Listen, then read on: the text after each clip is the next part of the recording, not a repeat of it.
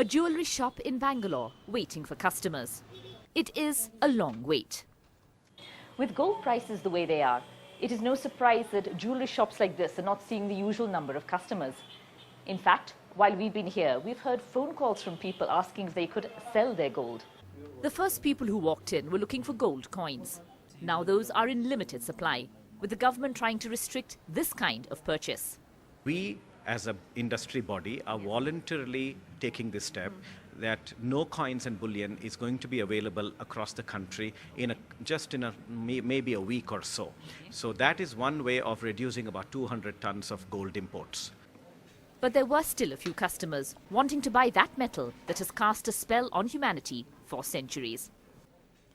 Across the city, in a very upmarket store, customers say that the price of gold is not and will not be a deterrent. I don't think that should be a criteria for us to stop buying jewellery. I would still come and buy my jewellery and probably hit the poorer and the lower strata of society, those who have to buy jewellery for, the girls are getting married and they had to give a certain quota. But the rest of the people like us, we will still carry on buying the jewellery because it's an investment. Overall purchase of gold has never been affected in the last 100 years in India. It cannot be affected. Nobody can stop gold purchases in India. So they will come back with a vengeance very shortly. Those selling all that gold jewellery are upset with government policies.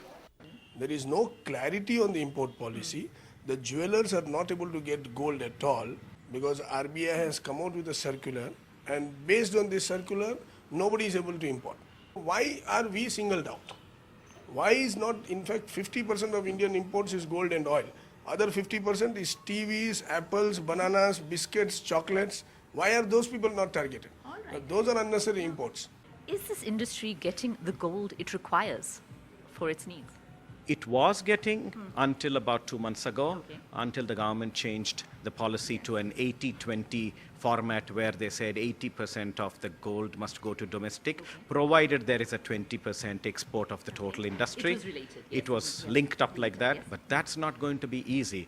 The timelines for export production and domestic production are two different things. Therefore, there would be a shortage, a great shortage. Now, when this shortage hits us in the next month or two, Diwali would be a very difficult task.